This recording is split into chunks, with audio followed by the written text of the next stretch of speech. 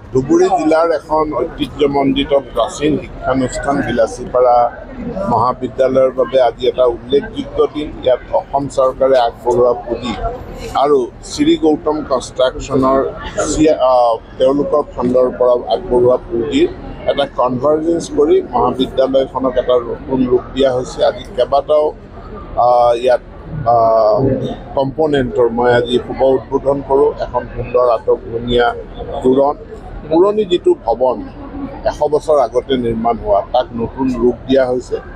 Academic ভৱনটো, তাৰ লগতে বহুকেইটা লাইব্ৰেৰী ৰেট্ৰফিটিং কৰি, বহুকেইটা লেবৰেটৰী আৰু ক্লাছৰুম ৰেট্ৰফিটিং কৰি নতুনকৈ সজোৱা হৈছে। সেই গোটেইখিনি আজি শুভ উদ্বোধন কৰোঁ।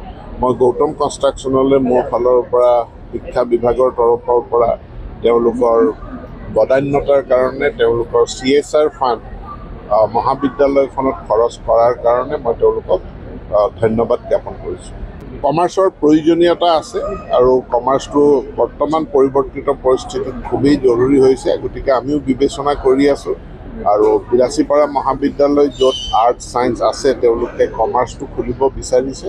তেওঁলোকৰ সা সুবিধাখিনি চাই আমি সময়ত সিদ্ধান্ত ল'ম। ইতিমধ্যে উল্লেখ কৰিছে গ্ৰেজুৱেট টিচাৰৰ কাৰণে যিটো অভাৰলেপিং মেথ ছায়েন্সৰ হৈছে, এইটো বুজৰ কথা আছে। একো অভাৰলেপিং হোৱা নাই, অভাৰলেপিংবিলাক নাইকিয়া কৰি বৰ্ডে কাম কৰিছে। বৰ্ডখনক শান্তিত কাম কৰিবলৈ দিয়ক। আমি বাহিৰৰ পৰা মাত মতা অনুচিত।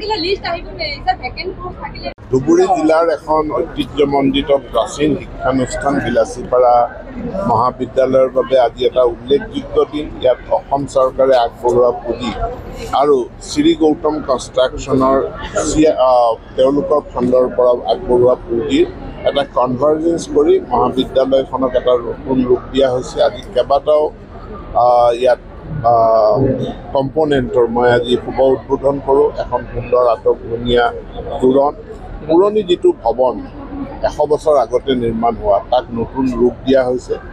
একাডেমিক ভৱনটো, তাৰ লগতে বহুকেইটা লাইব্ৰেৰী ৰেট্ৰফিটিং কৰি, বহুকেইটা লেবৰেটৰী আৰু ক্লাছৰুম ৰেট্ৰফিটিং কৰি নতুনকৈ সজোৱা হৈছে। সেই গোটেইখিনি আজি শুভ উদ্বোধন কৰোঁ। মই গৌতম কনষ্ট্ৰাকশ্যনলৈ মোৰ ফালৰ পৰা, শিক্ষা বিভাগৰ তৰফৰ পৰা তেওঁলোকৰ বদান্যতাৰ কাৰণে, তেওঁলোকৰ CSR ফাণ্ড মহাবিদ্যালয়খনত খৰচ কৰাৰ কাৰণে মই তেওঁলোকক ধন্যবাদ জ্ঞাপন কৰিছোঁ। কমাৰ্চৰ প্ৰয়োজনীয়তা আছে আৰু কমাৰ্চটো বৰ্তমান পৰিৱৰ্তিত পৰিস্থিতিত খুবেই জৰুৰী হৈছে। গতিকে আমিও বিবেচনা কৰি আছোঁ আৰু বিলাসীপাৰা মহাবিদ্যালয় য'ত আৰ্ট ছায়েন্স আছে, তেওঁলোকে কমাৰ্চটো খুলিব বিচাৰিছে।